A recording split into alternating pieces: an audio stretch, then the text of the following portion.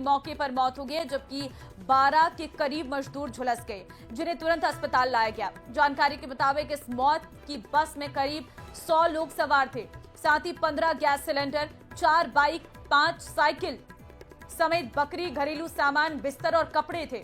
जैसे ही बस में करंट फैला, बस में आग लग गई। बस में पेट्रोल और गैस टंकी फटने से आग धमाके के साथ फैली और जिसने विकराल रूप ले लिया। तो यूपी के पीलीभीत से यह बस आई थी, जिसमें सिर्फ व्यक्ति नहीं बल्कि सिलेंडर थे, बाइक रखी हुई थी, बकरी थी। इस तरह से यह वारदात बढ़ती चली गई। देखिए, हाई टेंशन लाइन आपको नजर आ रही होंगी, और जब इसमें करंट दौड़ा, क्योंकि वहां पर बाइक थी, पेट्रोल में आग लगी और आग तेजी से फैलती चली गई। धमाके की आवाज सुनाई दी। गैस सिलेंडर रखे हुए थे, उनमें उसने आग पकड़ी और वो फटते चले गए। पूरी बस जलकर राख हो गई है। बड़ी लापरवाही, लेकिन लापरवाही के पीछे की आखिर जिम्मेदारी किसकी है? कौन जिम्मेदार है इसके पीछे? ये बड़े सवाल उठते हैं। अभी हाल के दिनों में जैसलमेर में ये घटना हुई थी, जहां पर जैसलमेर में अभी भी जो हादसे में घायल हुए लोग थे, उनकी अस्पताल में इलाज चल रहा है। और इसी बीच ये एक और बड़ी दुर्घटना यूपी की ये बस बताई जा रही है। हम बस का नंबर भी आपको दिखा रहे हैं। देखिए, एक और बस अग्निकांड हादसा कैसे हुआ। बस के ऊपर सामान रखा था, जिसके कारण बस 11,000 वोल्ट की लाइन के संपर्क में आ गई। बस में करंट फैल गया और स्पार्किंग से आग लग गई। आपको यह भी बता दें कि यूपी से मजदूरों को लेकर यह बस आ रही थी। एक तरफ हम तस्वीरें भी आपको दिखा रहे, बस में क्या क्या सामान था। ईंट भट्टे पर मजदूरों को लेकर आ रही थी ये बस। बस में सिलेंडर थे, बस में घरेलू सामान था। मनोहरपुर के टोड़ी स्थित ईंट भट्टे पर जाते समय यह हादसा हुआ है। बस के ऊपर सामान रखा हुआ था और ये बस का नंबर है। तो यूपी के पीलीभीत से चली थी ये मौत की बस, जिसमें मजदूर थे। 100 लोग बताए जा रहे हैं इस बस में सवार थे। अब देखिए, इस बस में कई लोग सवार थे। 15 गैस सिलेंडर, 4 बाइक इसमें थी।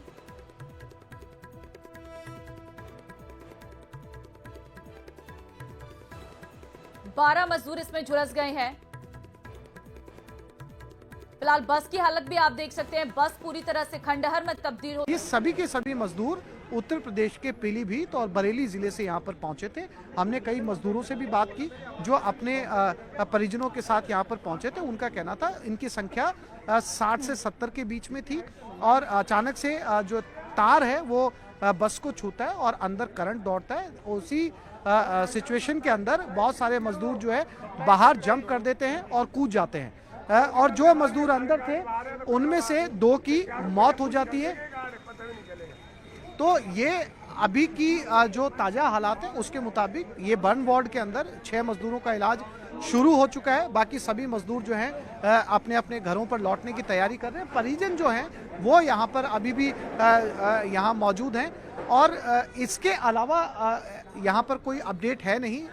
कुछ और मजदूर भी पहुँचेंगे यहाँ पर या सब आ चुके हैं? सब आ चुके सर, ऐसी सूचना है कि सब आ चुके हैं। सब आ चुके हैं। हाँ। इलाज शुरू हो चुका है? इलाज शुरू हो चुका है। ठीक है। क्या स्थिति है मरीजों की? सब अभी तो डॉक्टर साहब बताएंगे। ये यहाँ पर वो स्टाफ है जो मरीजों को अटेंड कर रहा है, जो पहुँच रहे हैं। और यहाँ पर जो है वो सभी मजदूर यानी 6 मजदूर जिनकी स्थिति गंभीर थी वो सब पहुँच चुके हैं। अंदर इलाज उनका शुरू हो चुका है। अब एक बार फिर से इस हादसे के बाद में परिवहन विभाग ने एक्शन लेने की बात कही है। एक बार फिर से बसों पर एक्शन लिया जाएगा, लेकिन सवाल ये उठ रहा है कि इतने एक्शन के बाद में भी इस तरीके के हादसे लगातार हो रहे हैं, चाहे वो जैसलमेर और ये सवाल इसलिए भी उठेगा क्योंकि आसिफ, हमने देखा है अक्टूबर का ये महीना 4 बड़े बस हादसे हुए हैं अलग अलग जगह में। राजस्थान में ये दूसरा बड़ा हादसा हो गया। जैसलमेर से सबक नहीं ली गई और अब ये फिर वही हादसा हुआ। सोचिए कितनी बड़ी लापरवाही है। एक डबल डेकर बस ऐसे रास्ते से गुजर रही है जहां पर तारें लटकी हुई हैं, जहां पर बस में बकरियां हैं, बस में सिलेंडर रखे हुए हैं, बस में बाइक रखी हुई है और इतना लंबा सफर तय भी कर लिया और किसी ने बीच में चेक भी नहीं किया। ये अपने आप में गंभीर सवाल है। यूपी रजिस्टर्ड नंबर की बस जिसका नंबर यूपी का है, डबल फ्लोर की बस तस्वीरों में नजर आ रही है। 60-70 मजदूर भरे हुए हैं, अपने पूरे साजो सामान के साथ वो यूपी से चलते हैं राजस्थान पहुंचते हैं, राजस्थान के कई जिलों को क्रॉस करते हैं, जयपुर के ग्रामीण जयपुर में वो प्रवेश करते हैं और उसके ऊपर परिवहन विभाग की नज़र नहीं पहुंचती है। ना डीटीओ देखते हैं, ना आरटीओ देखते हैं। ऐसी बस जो नियमों का उल्लंघन कर रही है वो यहाँ पर पहुंची कैसे, उसके ऊपर कार्रवाई क्यों नहीं हुई, ये बहुत सारे सवाल हैं जिनके जवाब देने या जिनके जवाब आने अभी बाकी हैं। लेकिन अभी हादसे वाली जगह पर कौन टीम पहुंची है? हादसे वाली जगह के ऊपर जो है वो तमाम प्रशासन उस गांव में मौजूद है, जो मनोहरपुर ढोंडी गांव है। वहां पर जो है वो परिवहन विभाग के कर्मचारी भी पहुंचे हैं, जो विद्युत विभाग के कर्मचारी हैं वो भी पहुंचे हैं, और जो मौके पर जो स्थानीय प्रशासन है, चाहे वो पुलिस है या मेडिकल की टीम है, वो भी पहुंची है। सबसे पहले मजदूरों को वहां के जो नज़दीक हॉस्पिटल है शाहपुरा, वहां पहुंचाया गया था। शाहपुरा के अंदर सभी मजदूरों को प्राथमिक उपचार दिया गया और जो गंभीर थे उन्हें यहाँ पर जो है वो जयपुर रेफर कर दिया गया। 6 मजदूर पहुंचे, एक बच्चा इनमें शामिल है। सभी का इलाज अंदर शुरू हो चुका है और खुद इस एसएमएस के जो अधीक्षक है मृणाल, वो भी यहाँ पर, डॉक्टर मृणाल भी यहाँ पर पहुंचे। ये कह रहे हैं स्थिति नियंत्रण में है और किसको कितना बर्न हुआ इसकी जानकारी या इनका मेडिकल बुलेटिन थोड़ी देर के अंदर जारी हो। बिल्कुल, देखिए विडंबना कितनी बड़ी है आसिफ कि अभी जैसलमेर में जो हादसा हुआ उसमें जो घायल हुए थे मरीज, उनकी अभी देखरेख चल रही है, उनका इलाज चल रहा है और तभी इस दौरान इतना बड़ा हादसा हो जाता है कि इतने सारे लोग इसमें घायल हो गए हैं जिनकी हालत इतनी गंभीर बताई जा रही है। लेकिन मैं आपसे जानना चाहूंगी, ये मजदूर रहने वाले कहाँ के थे, ये अभी तक क्या जानकारी सामने आ पाई है? देखिए, ये सारे के सारे मजदूर उत्तर प्रदेश के पीलीभीत और बरेली जिले के रहने वाले हैं। पीलीभीत के कुछ गांव और बरेली जिले के कुछ गांव, उन मजदूरों को एक साथ हायर किया गया ईंट भट्टे के ऊपर काम करने के लिए। सभी मजदूरों ने हामी भरी और अपने परिवार के साथ एक बस हायर करके, जो कि उत्तर प्रदेश में रजिस्टर्ड है, वो हायर करके राजस्थान की तरफ चलते हैं। इन्हें कई महीनों तक यहाँ पर रहना था, इसीलिए ये अपना पूरा साजो सामान लेकर वहाँ से चले थे। खाने पीने का सामान था, वे ऑफ ट्रांसपोर्ट था इनके पास में, किसी के पास साइकिल थी, किसी के पास मोटरसाइकिल थी, यहाँ तक कि बकरियाँ तक लेकर चले, गैस सिलेंडर लेकर चले, क्योंकि ईंट भट्टे के ऊपर इन्हें काफ़ी समय गुजारना था। और ये बस बीच रास्ते में हादसे का शिकार हो गई। जिस गांव के रास्ते से इनको गुजरना था वहाँ पर तारें झूलती हुई थी, बस की हाइट ज़्यादा थी, करियर के ऊपर सामान ज़्यादा लदा हुआ था और इसी तमाम दुर्घटना यहाँ पर जो है वो सामने आई और इसी के चलते 2 मजदूरों की मौत हो चुकी, 6 एडमिट हैं। बाकी सब जो है वो अभी अपने अपने पीलीभीत या बरेली की तरफ जो है मजदूर जाने की कोशिश कर रहे हैं। अब सवाल बार बार घूमकर यही आता है कि जो बस साफ तौर पर नियमों का उल्लंघन कर रही थी, उस बस को राजस्थान में किसी भी चेक नाके पर रोका क्यों नहीं गया, क्यों किसी डीटीओ की या स्थानीय पुलिस की नज़र उस बस के ऊपर नहीं पड़ी, क्या वजह थी कि उस बस का करियर जो है वो सामान से लदा हुआ था, जबकि राजस्थान परिवहन विभाग लगातार ये मुहिम चला रहा है कि ओवरसाइज, ओवरलोडेड और मॉडिफाइड बसों को राजस्थान में चलने नहीं दिया जाएगा। उनके ऊपर चालान काटे जा रहे हैं। दिवाली के बाद में 423 बसों का चालान काटा गया, 40 लाख रुपए का जुर्माना किया गया। तो फिर ये बसें कैसे परिवहन विभाग की नज़र से बचकर राजस्थान में प्रवेश करती है और इतना बड़ा हादसा हो जाता है। जांच की बात कही जा रही है, अब जांच के नतीजे कब आएंगे? हर बड़ी दुर्घटना के बाद में इसी तरीके से जांच का जो झुंझुना है वो थमा दिया जाता है, उसके नतीजे कब आएंगे इसका इंतजार करना होगा। बिल्कुल आसिफ, ये भी जानना चाहूंगी, ये बस क्योंकि आप बता रहे उत्तर प्रदेश की है, बस मालिक के बारे में कुछ पता चल पाया? ड्राइवर के बारे में भी आपसे जानना चाहूंगी, उसकी क्या हालत है? देखिए, जो हमने स्थानीय लोगों से बात की जो अपने परिजनों के साथ पहुंचे थे, ड्राइवर ने भी जंप कर लिया था। ड्राइवर भी जिस समय करंट आया, ड्राइवर का जो गेट था वो खोल के जो है वो उसी समय कूद चुका था। ज़्यादातर लोग बाहर आ चुके थे। बस में आग लगी जब करंट आया। जो 2 लोग जिनकी मौत हुई है, बताया ये जा रहा है वो नंगे पैर बस के अंदर बैठे थे, जिसकी वजह से जो है उनके शरीर में करंट दौड़ गया और उनकी मौके पर मौत हो गई। ड्राइवर भी जो जानकारी के मुताबिक है सही सलामत है, दूसरे मजदूर भी सही सलामत हैं। हल्का बहुत शॉक सबको लगा है, सब बसों से बाहर आ गए। जो गंभीर थे उन्हें यहाँ पर एडमिट करवा दिया गया है और जिनकी ज़्यादा स्थिति मौके पर ही मौत हो गई उन्हें शाहपुरा हॉस्पिटल के अंदर मृत घोषित कर दिया गया। फिलहाल उनका आंकड़ा 2 का ही बताया जा रहा है। ठीक है, बस मालिक के बारे में कुछ पता चल पाया अभी तक आसिफ इस पूरी जांच में? जी, बस मालिक की भी जानकारी आनी बाकी है, क्योंकि यूपी के अंदर रजिस्टर्ड बस है, ये उत्तर प्रदेश की बस है। इसका मालिक कौन है, इसके बारे में जानकारी सामने आना बाकी है, क्योंकि इसकी कार्रवाई जो है वो यूपी में तो होगी ही होगी।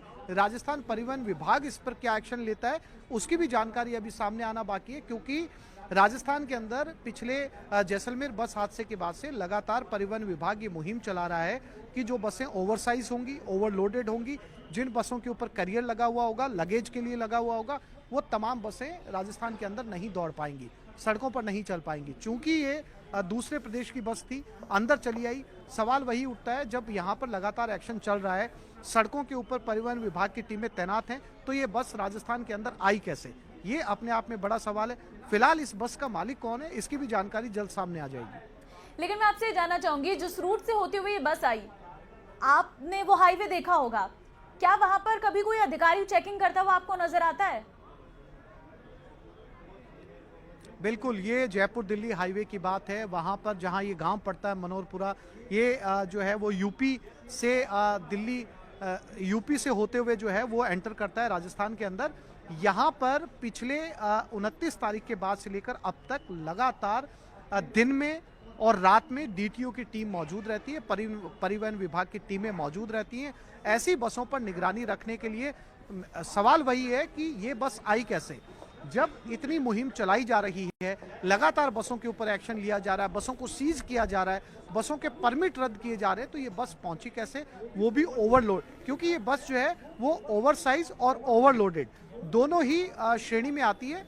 और यहाँ पर नियमों की घोर उल्लंघना हुई है, क्योंकि आप देख सकते हैं बस के ऊपर ना केवल सामान लदा हुआ था, मोटरसाइकिल लदी हुई थी, गैस सिलेंडर रखे हुए थे, काफी सारा मजदूरों का सामान रखा हुआ था और करियर लगा हुआ था। इस बस को अंदर आने कैसे दिया गया?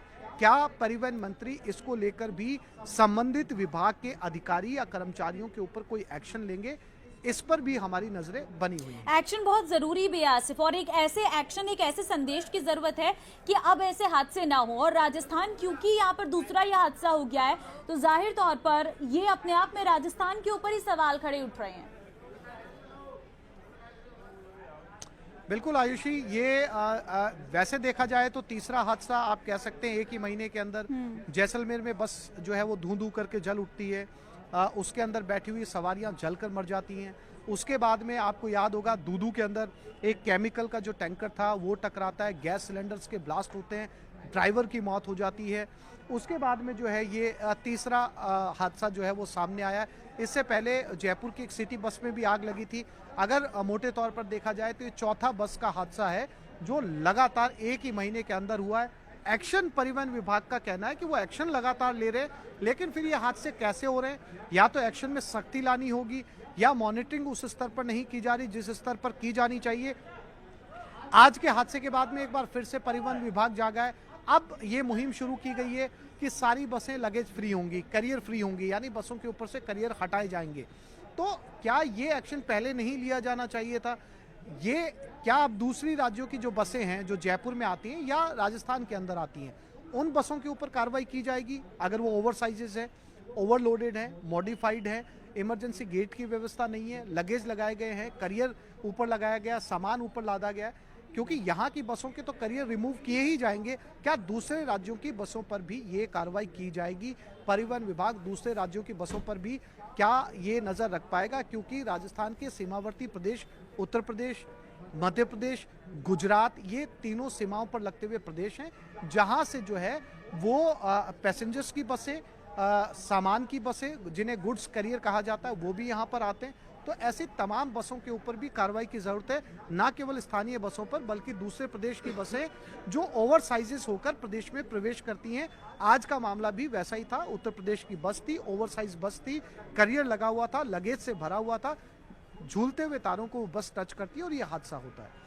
बिल्कुल, और अक्सर देखने को मिल रहा है कि जो भारी बसें हैं, जो लंबी बसें हैं, ऊंची बसें हैं, वो कहीं ना कहीं आसिफ हादसे का शिकार हो रही है। इससे पहले जो बस जली थी वो भी डबल डेकर बस ही थी, वो भी स्लीपर बस ही थी, और इस बार ये जो बस थी ये भी ऊंची बस है। और कहीं ना कहीं ये जो ग्रामीण इलाके हैं जहाँ से ये झूलते तार नजर आते हैं। लेकिन मैं आपसे जानना चाहूँगी, अगर आप इस इलाके से परिचित हैं तो जिस रास्ते से ये बस गुजर रही थी, क्या वो बस के गुजरने का रास्ता है? क्योंकि बहुत छोटी गली लग रही है नजर। देखिए, बसों वो पब्लिक ट्रांसपोर्ट का रास्ता है। हाँ। वहां से ग्रामीण का जो पब्लिक ट्रांसपोर्ट है वो वहां से चलता है, लेकिन इतनी बड़ी बस के गुजरने का रास्ता क्या ड्राइवर को ये ख्याल आया था वहां पर कि इस रास्ते से इतनी बड़ी बस गुजर सकती है? क्योंकि जो गांव के लोग हैं, जो उनका मोड ऑफ ट्रांसपोर्ट है जिससे वो गुजरते हैं, चाहे वो कैंपर हो, छोटी गाड़ियां हो, ट्रैक्टर ट्रॉली हो, वो वहां से रोज गुजरती हैं। लेकिन इतनी बड़ी बस को वहां से कैसे गुजरने दिया गया? क्या बस के ड्राइवर ने शॉर्टकट लिया था? क्या उसने हाईवे पर चलने की अवहेलना की थी? या फिर वो जो ईंट का भट्टा है वो इसी गांव के आखिर पे था, जहां उसे जाना था, जहां सड़क नहीं थी, इसी रास्ते से होकर जाना था? क्या ड्राइवर बस को पहले रोक सकता था झूलती हुई तारों को देखकर? ऐसे बहुत सारे सवाल हैं जिनके जवाब आने अभी बाकी हैं। लेकिन जिस रास्ते का आप जिक्र कर रही हैं वो पब्लिक ट्रांसपोर्ट का रास्ता था, लेकिन इतनी बड़ी बस का रास्ता शायद नहीं था। अगर होता तो यह हादसा नहीं होता। बिल्कुल, देखिए बहुत सारे सवाल हैं आसिफ, और उन्हीं सवालों का जवाब बार बार न्यूज़ 18 पूछता भी है। लेकिन जब ये अभियान चलाया जा रहा था, आप क्योंकि ग्राउंड जीरो पर थे, आप लाइव भी हमारे साथ जुड़े थे, आप दिखा भी रहे थे कि गाड़ियों को चेक किया जा। फिलहाल यहाँ पर पुलिस की एफएसएल टीम है वो पूरी जांच कर रही है। इस पूरी घटना की जानकारी है जो हमारे उच्चाधिकारियों को दे दी गई है। इसमें जो उच्च स्तर से हमें निर्देश प्राप्त हुए हैं माननीय मुख्यमंत्री महोदय के द्वारा और हमारे बाकी उच्चाधिकारियों के द्वारा, स्वयं डीसी मैम यहाँ है, उसकी अनुपालना में इसकी एक पूरी डिटेल्ड इंक्वायरी होगी और उसमें जो लोग दोषी होंगे निश्चित तौर पर उनके विरुद्ध कार्रवाई की जाएगी। प्रारंभिक तौर पे हमारा जो अभी लक्ष्य है वो ये है कि एक बार एफएसएल टीम जांच कर ले, सामान जो हमें मिल रहा है उसकी सूची बन जाए, उसके पश्चात इस रास्ते को हम सुचारू कराएंगे, उसके पश्चात बिजली व्यवस्था भी सुचारू की जाएगी। दिशा निर्देश तो बिल्कुल क्लियर है कि ओवरलोडेड नहीं होना चाहिए, जो प्रतिबंधित सामान है वो नहीं होना चाहिए। इसकी अनुपालना जो है हम लोग समय समय पे करते भी हैं। जैसा कि आप खुद भी देख पा रहे हैं कि बिल्कुल ये ऑफ रूट, इसको बस का रूट नहीं कह सकते, इस पे लोकल लोगों को लाया गया है। तो आगे हम सुनिश्चित करेंगे कि इस प्रकार की घटनाएं ना। हाँ जी जी मरने वाले लोग कितने हैं? 2-3 लोग हैं। 2 या 3? हाँ, कितने लोग लगभग 3 लोग तो मर गए। 3 लोग हैं। हाँ, ये बरेली के लोग हैं, जैसा कि जानकारी क्या आया हम लोग भट्टे पर। क्या पहले से भट्टे पर काम करते थे? नहीं, पहली बार गए। पहली बार।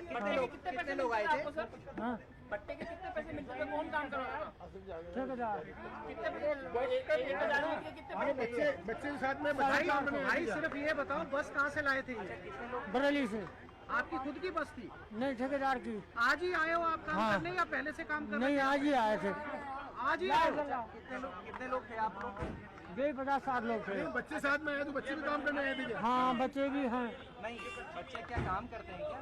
नहीं, बच्चे काम करते नहीं है, फिलहाल ले आते हैं हम लोग। बच्चे हटाओ। अच्छा, तो बाकी सामान लाए आप लोग? सिलेंडर कितने थे आप लोगों के साथ? सिलेंडर को सारे ही लाते हैं। सारे कितने? ये लगभग 10-12 तो होंगे लगभग। हाँ, वहीं से भर के लेकर के आते हैं? नहीं, सिलेंडर खाली भी थे, भरे हुए भी। बस में बैठे थे? हैं? बस में बैठे थे? हाँ, हुआ क्या था? पूरा तार लग गया उसमें बस में, और भीगे हुए थे बस वो तार, और अर्थिंग लग गई। अर्थिंग आएगी एक करंट आया? आपको हाँ, भी आया? करंट आया। हम बाकी लोग के लोग बाहर कैसे निकले? कूद गए थे, कुछ लोग कूद गए, कुछ लोग गिर गए वहीं पे। और जिनकी मौत हुई उनकी वहीं पर हुई या हॉस्पिटल में हुई? कुछ लोगों की वहीं पे हुई, कुछ लोगों ने हॉस्पिटल हुई। हाँ, सब एक ही परिवार के थे क्या आप लोग? नहीं, अलग अलग। ठेकेदार क्या कह के लाए थे? ठेकेदार जगह पे लागी, वहाँ काम कर रहे थे। क्या नाम है ठेकेदार का? मुश्ताक। अच्छा, कहाँ का रहने वाला है? वहीं बरेली का ही है। आप पहली बार आए? हाँ। क्या नाम है आपका? नवाब हुसैन। अच्छा। हाँ। और ये सारे बरेली के लोग हैं जो यहाँ नहीं, पर कुछ पहुँचे? पीलीभीत के हैं, कुछ लोग। पीलीभीत के? आपका नाम क्या है?